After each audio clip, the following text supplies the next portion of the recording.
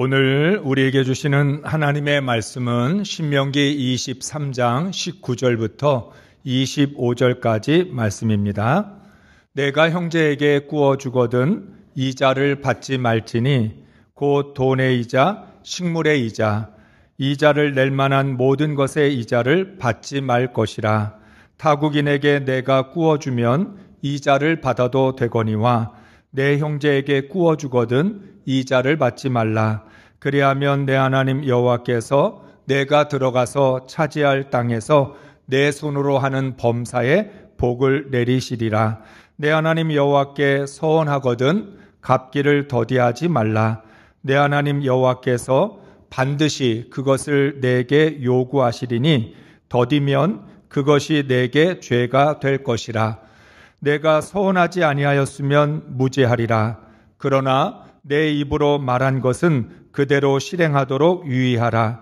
무릇 자원한 예물은 내 하나님 여호와께 내가 서원하여 입으로 언약한 대로 행할지니라. 내 이웃의 포도원에 들어갈 때에는 마음대로 그 포도를 배불리 먹어도 되느니라. 그러나 그릇에 담지는 말 것이요 내 이웃의 곡식밭에 들어갈 때에는 내가 손으로 그 이삭을 따도 되느니라. 그러나 내 이웃의 곡식밭에 낫을 대지는 말지니라. 아멘. 할렐루야. 하나님의 사랑으로 못 본 채 하지 않고 생명을 보호하며 도우셨습니까? 하나님의 공의로 혼합하지 않고 거룩함을 지키셨습니까? 60주년 특세를 통해서 하나님이 우리 교회에 베풀어 주신 은혜와 복을 기억하셨습니까? 아무것도 안 하고 오셨군요. 한 주간 동안 그냥 대충 살다가 오늘 예배 시간이 돼서 이 자리에 나오셨는지도 모르겠습니다.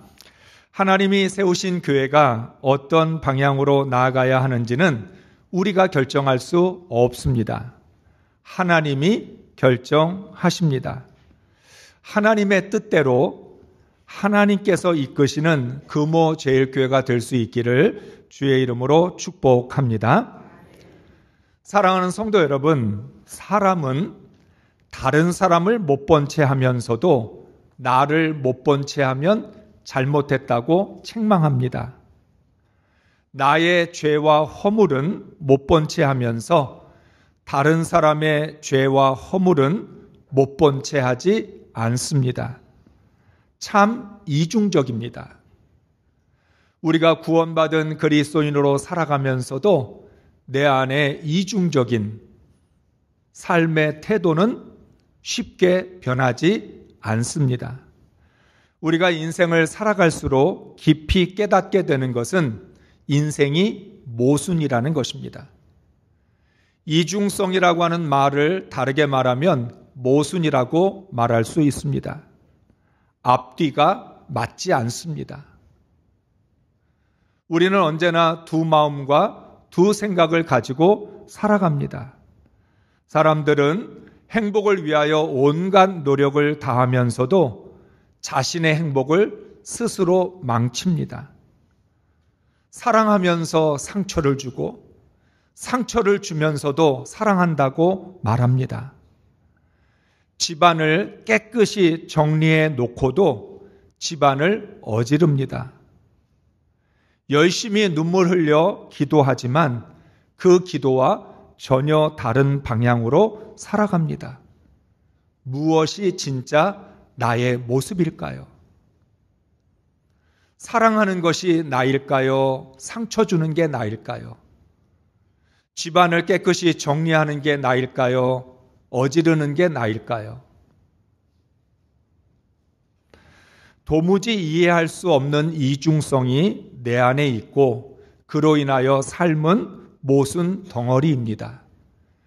애굽의 종이었던 이스라엘 백성들은 그토록 자유를 간절히 구하였습니다. 하나님께서 이스라엘 백성들의 부르짖음을 들으셔서 자유를 주셨습니다. 그런데 자유를 얻은 이스라엘 백성들은 또다시 이방의 종이 되고 우상의 종이 되려고 합니다. 하나님의 사랑과 공의로 세운 하나님 나라를 자신들의 죄악으로 무너뜨립니다. 우리들도 마찬가지입니다. 죄로부터 구원받기를 원했던 우리들은 구원을 받은 후에 또다시 죄의 종노릇을 합니다. 여러분, 하나님께 치유의 은혜를 구했던 성도들이 치유를 받은 후에 자신의 건강을 망칩니다. 하나님께 병을 고쳐달라고 기도해서 병이 고쳐졌는데 또다시 병에 걸립니다. 자기의 몸을 돌보지 않고 건강을 지키지 않는 거죠. 예수님은 병을 고쳐주실 때 이렇게 말씀하셨습니다. 다시는 죄를 짓지 마라. 그 말은 다시는 병에 걸리지 마라. 그 당시에 병이라는 것은 죄의 결과라고 그렇게 믿었기 때문에 죄 때문에 병이 걸린 것이라고 생각했기 때문에 예수님은 병을 고쳐주시면서 다시는 죄를 짓지 말라고 하셨습니다.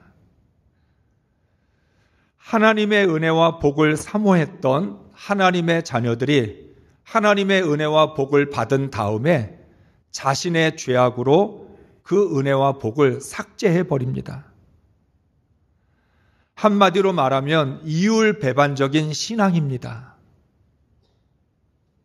치유를 원해 놓고는 자기가 자신의 건강을 해칩니다. 은혜와 복을 달라고 하고서는 그 하나님이 주신 은혜와 복을 자기가 잊어버립니다. 정말 우리의 진짜 모습은 어떤 것일까요? 신앙의 자세가 그래서 중요합니다. 우리 안에 이런 이중성이 있고 인생은 여전히 모순이기 때문에 우리는 어떤 삶의 자세, 신앙의 자세를 가지고 사느냐가 참 중요합니다. 신앙은 목적만 갖고는 안 됩니다. 우리 모두에게는 하나님께 영광을 돌리겠다는 목적이 있습니다.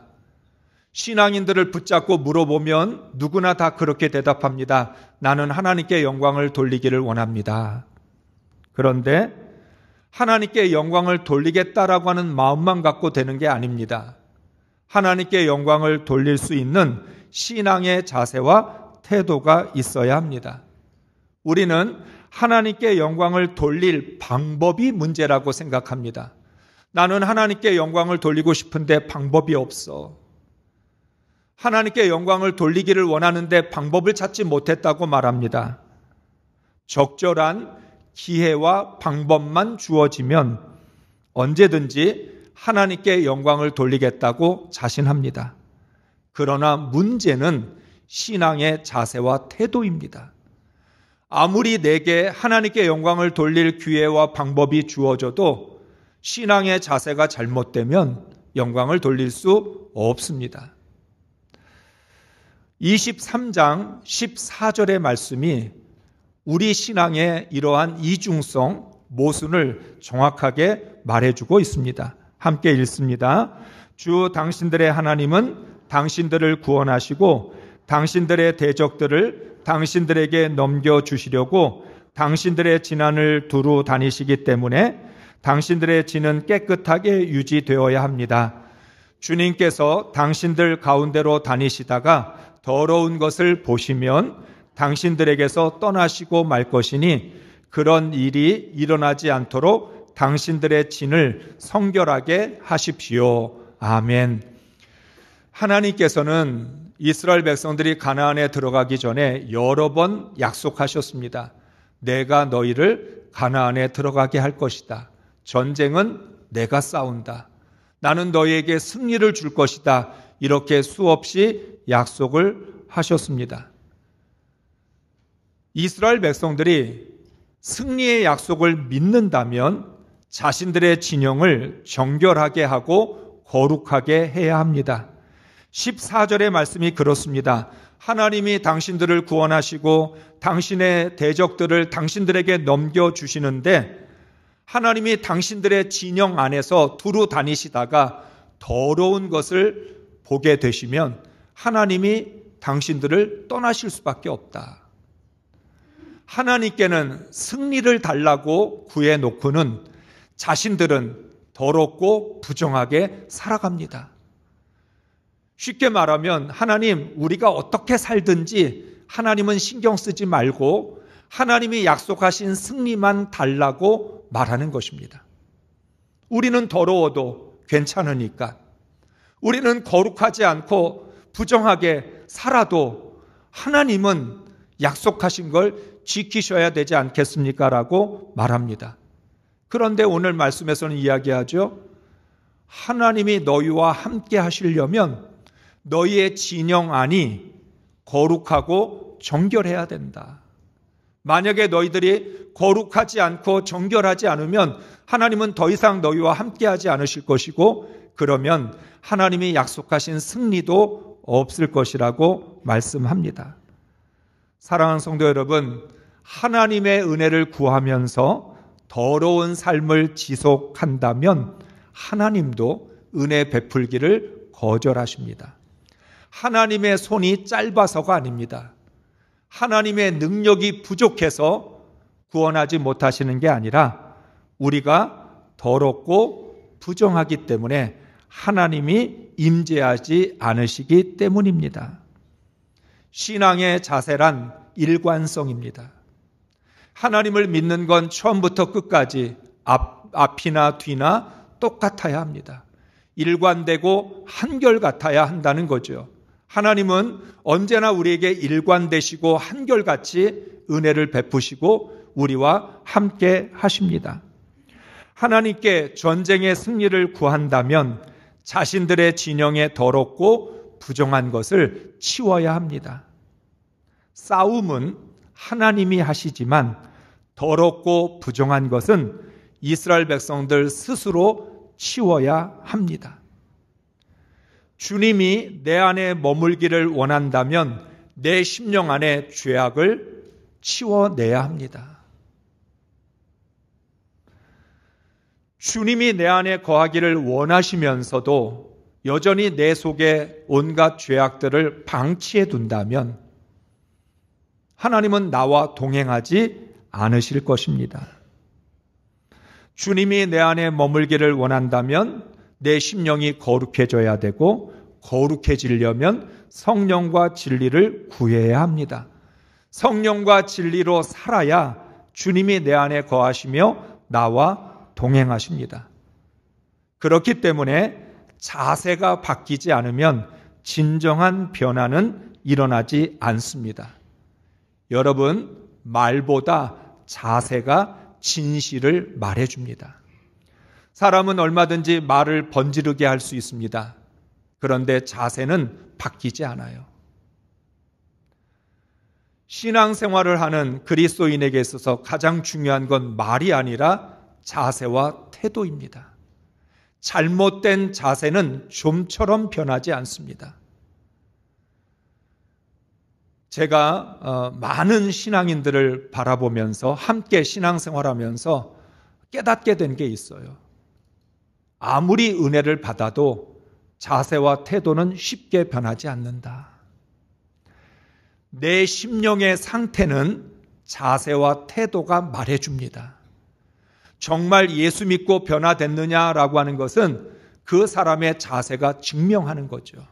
말로 은혜 받았다고, 말로 하나님께 영광을 돌리겠다고 해서 그래서 변화가 일어나는 것이 아니라 자세와 태도가 바뀌어야 진정한 변화가 일어난 것입니다.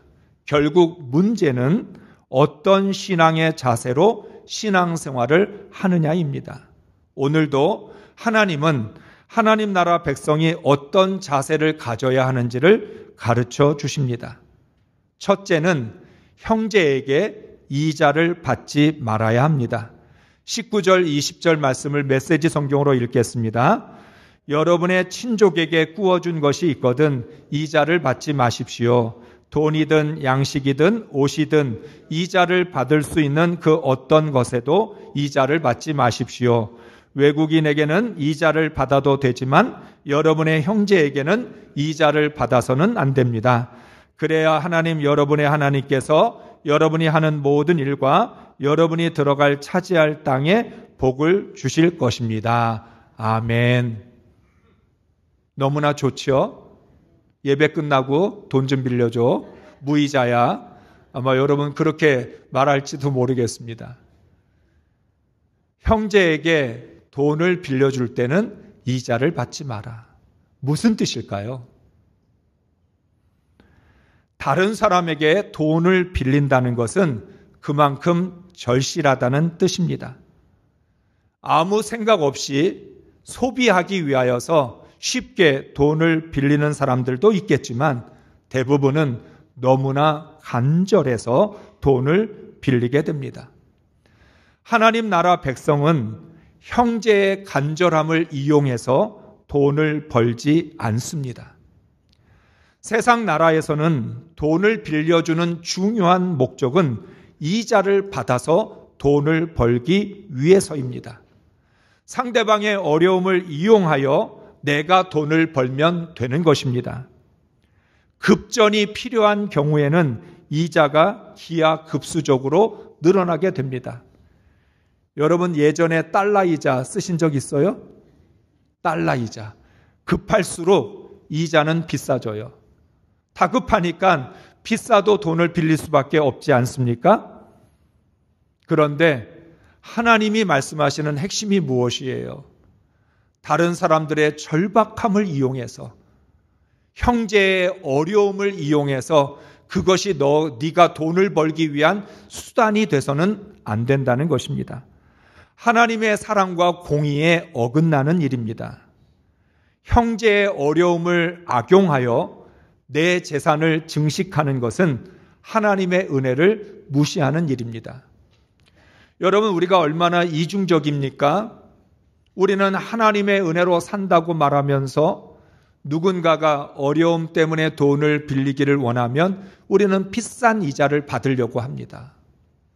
상대방이 어렵든 어렵지 않든 그건 중요하지 않고 그것을 이용하여 내 돈만 벌면 된다는 거죠. 고리대금이라는 게 왜 나왔습니까? 절박하고 어려운 사람들 이용해서 내가 돈을 많이 벌면 그것으로 충분하다. 이런 생각 때문이지요. 이러한 생각, 이러한 자세는 하나님의 은혜를 무시하는 일입니다. 돈이 있어서 빌려줄 수 있다면 빌려주는 것으로 만족해야 합니다. 그것이 내 욕심을 채우는 수단이 되지 말아야 합니다. 여러분, 돈이 도구가 되면 결국은 돈의 노예가 됩니다. 하나님의 사랑과 은혜를 받은 사람이라면 모든 상황에서 사랑과 은혜로 반응해야 합니다. 내가 하나님의 사랑을 받았어. 하나님의 은혜로 이렇게 잘 살게 됐어. 그러면 사랑과 은혜로 반응해야 하는 것이죠. 하나님은 믿음으로 반응할 때 모든 일에 복을 주십니다. 오늘 말씀에서도 하나님 약속합니다. 네가 형제에게 이자를 받지 않아도, 형제에게 이자를 받아서 잘 살려고 하지 않아도 하나님은 너에게 범사의 복을 주셔서 네가 들어가 차지할 그 땅에 하나님의 복으로 살아가게 될 것이라고 말씀하십니다. 둘째는 서원을 지켜야 합니다. 21절부터 23절까지 말씀을 읽겠습니다. 내 하나님 여호와께 서원하거든 갚기를 더디하지 말라. 내 하나님 여호와께서 반드시 그것을 내게 요구하시리니 더디면 그것이 내게 죄가 될 것이라. 내가 서원하지 아니하였으면 무죄하리라. 그러나 내 입으로 말한 것은 그대로 실행하도록 유의하라. 무릇 자원한 예물은 내 하나님 여호와께 내가 서원하여 입으로 언약한 대로 행할지니라. 아멘. 우리는 살면서 참 많은 약속들을 하게 됩니다. 그런데 내가 약속을 해놓고는 지키지 못합니다. 지키지 못하면서도 여전히 계속 약속은 합니다. 여러분은 지금까지 한 약속들을 얼마나 잘 지키셨습니까? 무슨 약속을 했는지도 기억도 안 나죠? 우리는 지키지도 못할 약속을 부지런하게 계속합니다. 사람은 약속만 할 뿐 지킬 능력이 없습니다. 신앙도 약속입니다. 하나님은 언약으로 하나님의 자녀들을 부르셨습니다. 우리에게 약속하시고 그 약속을 하나님은 이루어 주십니다. 하나님의 자녀들도 하나님께 소원을 하면서 약속을 합니다. 하나님, 우리의 기도 들어주시면 나도 하나님을 위해서 이렇게 하겠습니다. 특별히 우리가 예전 부흥회 때는 부흥회 시간에 왜 그렇게 소원을 많이 했는지 몰라요. 하나님께서 소원하면 빨리 응답해 주신다는 말 때문에 우리는 그냥 정신없이 소원을 했어요. 자원하여 예물을 드리겠다고 약속했어요. 그리고는 지키지 못한 것들이 참 많습니다. 결국은 죄만 짓는 셈이 됐습니다. 하나님께 약속을 한다는 것은 하나님 우리는 그 약속을 지킬 힘이 없기 때문에 하나님을 더 의지하겠다는 믿음의 결단입니다. 약속을 하는 중요한 의미는 내가 지킬 수 있어서 약속한다기보다 약속에 매여서 하나님, 내가 하나님께 약속했으니까 하나님을 더 의지하고 하나님을 더 붙들고 더 기도하며 은혜로 살겠습니다라고 하는 뜻인 거죠. 하나님은 오늘 말씀을 통해서 될 수 있으면 하나님께 약속하지 마라. 하나님께 약속을 해놓고 지키지 않으면 죄만 짓는 것이니까 함부로 서원하지 말라고 말씀을 합니다. 순간적인 기분에 따라서 하나님께 서원하고 지키지 않으면 죄가 되는 거죠. 우리가 우리의 입으로 하나님께 약속한 것은 반드시 지켜야 합니다. 사람에게는 사정이 있어서 약속을 못 지키게 되면 양해를 구하고 넘어가기도 합니다. 그런데 하나님께는 내가 한 약속을 취소해달라고 말할 수 없습니다. 하나님을 만홀히 여기는 일이기 때문입니다. 약속을 가볍게 여긴다는 건 하나님을 가볍게 여긴다라고 하는 뜻이지요. 약속은 서로에게 신실해야 합니다. 약속을 하는 순간에 우리는 그 약속에 매이기 때문에 약속을 이행해야만 합니다. 하나님은 우리에게 한 약속을 지키시기 위하여 노하기를 더디하시고 인자와 긍휼을 베풀어 주십니다. 하나님이 우리를 심판해도 벌써 심판하셔야 되는데 하나님이 우리를 구원하시겠다고 약속하셨기 때문에 하나님께서도 약속에 매여서 우리를 심판하지 않으시고 길이 참으시는 거죠.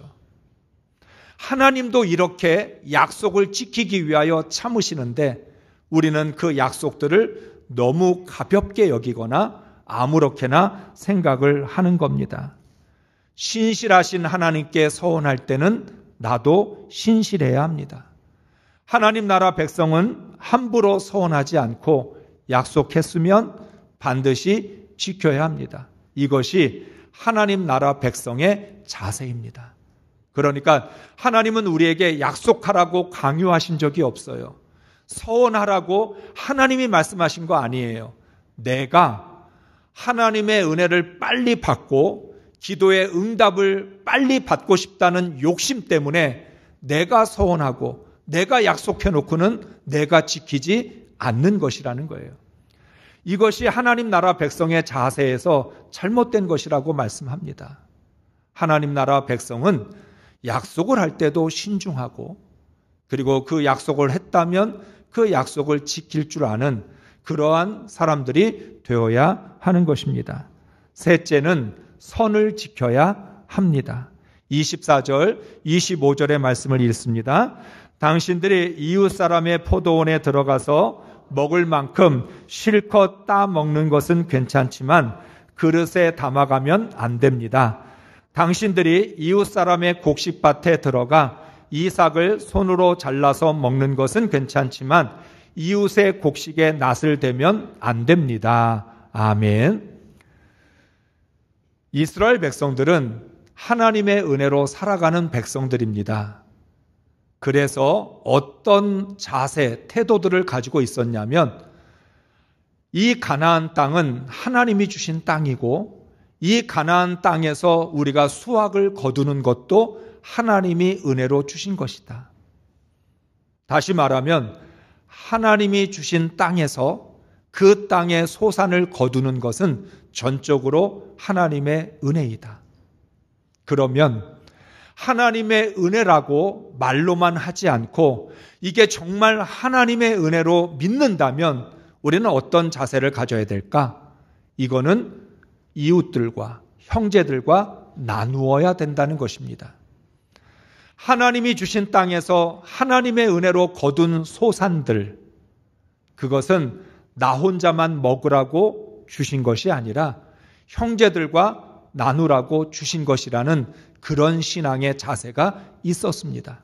그래서 이스라엘 백성들은 추수할 때 한 알도 남기지 않고 모조리 추수하지 않습니다.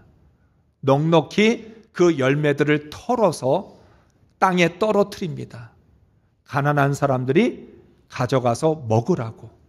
고아와 과부와 나그네와 같은 연약한 사람들이 먹을 것을 해결할 수 있도록 돕기 위해서 의도적으로 그렇게 한 것이죠. 오늘 말씀에서 하나님은 말씀합니다. 너희가 배고프면 포도원에 들어가서 포도를 먹어도 된다.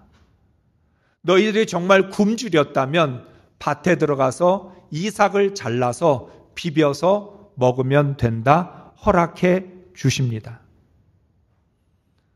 하나님의 은혜로 주신 것이기에 함께 나누라고 주셨기에 하나님은 그것을 허락하십니다. 배고픈 사람이 포도원과 밭에 들어가 먹을 수 있는 것이 하나님의 사랑입니다. 그러나 그릇에 담아 가거나 추수할 수 없는 것은 하나님의 공의입니다. 하나님은 먹을 수 있다라고 하는 사랑만 말씀하지 않고 먹을 수는 있지만 하지 말아야 될 공의도 가르쳐 주십니다. 사람은 욕심이 많아서 절제할 수 없습니다. 그래서 포도원에 들어가서 포도를 먹다 보면 어떤 생각이 들까요? 그릇에 담아다가 집에 가지고 가서 또 먹으면 좋겠다? 아니면 이 포도를 그릇에 담아서 가지고 가서 팔면 돈이 되지 않을까? 욕심 부리게 됩니다. 은혜로 먹게 됐는데 하나님의 사랑 때문에 배고픔을 해결하라고 포도를 먹게 해주셨는데 사람은 그것을 악용해서 이것을 가지고 가거나 또는 팔아서 돈을 벌려고 하는 그런 생각을 가질 수 있습니다. 제가 안성에서 목회를 했을 때 안성에 포도밭이 많죠. 포도밭에 가서 포도를 사러 가면 그 자리에서 먹는 건 먹을 수 있게 해줘요. 포도원에 가면 포도를 씻어서 먹을 수 있도록 내줍니다. 그러면서 말합니다. 이 자리에서 먹는 건 얼마든지 드셔도 됩니다. 그런데 가지고 갈 수는 없습니다. 우리나라에도 그런 전통이 있어요. 하나님이 말씀합니다. 포도원에 들어가서 먹는 것은 허락한다. 그러나 그릇에 담아갈 수는 없다. 밭에 들어가서도 이삭을 잘라서 손으로 비벼 먹는 건 허락되지만 그러나 낫을 들고 들어가서 추수를 하는 건 도둑질이라고 말씀을 합니다. 하나님의 사랑은 우리의 필요를 채워주시는 은혜이지만 공의는 우리가 선을 넘지 못하게 합니다. 하나님은 사랑으로 허락하시면서도 동시에 공의로 막으십니다. 하나님이 허락하신 것에 대하여 이중적으로 행동할 수 없습니다. 배고파서 포도를 먹었다면 배고픔을 해결한 것으로 만족해야 합니다. 하나님은 남의 재산을 도둑질하라고 허락해 주신 것이 아닙니다.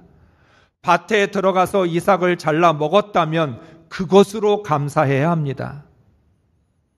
낫을 들고 들어가 추수를 한다면 선을 악으로 갚는 것입니다. 하나님께서 사랑으로 용납해 주신 것을 욕심으로 응답해서는 안 됩니다. 사랑하는 성도 여러분, 은혜는 하라는 은혜만 있는 것이 아니라 하지 말라는 것도 은혜입니다. 우리는 하나님의 은혜를 어떻게 오해합니까? 하나님의 은혜 받았으니까 뭐든지 내 마음대로 해도 돼. 하나님의 은혜라는 것이 네 마음대로 하라고 하는 뜻이 아니라 하나님의 은혜는 해야 할 수 있는 것도 있지만 하지 말아야 될 것도 있다는 것입니다. 용서는 마음대로 죄를 지으라는 뜻이 아닙니다. 하나님은 죄를 짓지 말라고 우리를 용서하셨습니다. 우리는 그것도 오해를 합니다. 용서받았으니까 또 죄를 지으면 회개하면 되지. 하나님이 용서해 주실 거야.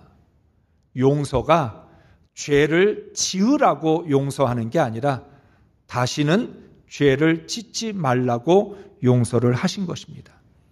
그러니까 여러분, 우리가 어떤 신앙의 자세와 태도를 가지느냐가 얼마나 중요한지 모릅니다. 잘못된 자세를 가지면 하나님의 은혜를 악용합니다. 하나님의 사랑을 착각하고 하나님의 사랑을 내 멋대로 해석해서 내가 하고 싶은 것을 하는데 명분으로 삼기도 합니다. 사랑하는 성도 여러분, 하나님의 사랑이 무엇이든지 내 마음대로 해도 된다는 허락이 아닙니다. 하나님께서 허락하신 것과 허락하지 않으신 것을 분별해야 합니다. 하나님께서 나를 불쌍히 여기셨다면 나도 선을 지켜야 합니다. 하나님의 공의를 넘어서서 행동하는 것은 하나님의 사랑이 아닙니다. 하나님의 사랑과 공의를 악용할 때 선이 깨지게 됩니다. 사랑은 공의의 제약을 받고 공의는 사랑의 제약을 받습니다. 하나님 나라 백성은 사랑과 공의의 절묘한 균형을 잡아야만 합니다. 그리스도인들은 사랑과 공의라고 하는 선을 지켜야 합니다. 그리스도인에게 죄라고 하는 건 무엇일까요? 우리가 나쁜 짓을 해서 죄일까요? 도덕적으로, 윤리적으로 잘못해서 죄일까요? 그리스도인의 죄는 하나님과의 약속을 지키지 않은 것입니다. 사랑과 공의를 악용하는 것입니다. 선을 지키지 않는 것, 그게 바로 죄입니다. 선을 지키는 것이 선한 삶입니다. 제가 한자어로 써드렸습니다. 선을 그리다 할 때 선. 그 선을 지키는 것이 하나님 보시기에 선한 것이에요. 그리스도인들은 하나님의 사랑과 은혜가 선을 없앴다고 생각합니다. 나는 선이 없어. 하나님의 사랑을 받고 은혜를 받은 사람이니까 뭐든지 내가 선이 되고 내 하고 싶은 대로 한다 하는 생각을 합니다. 아니죠.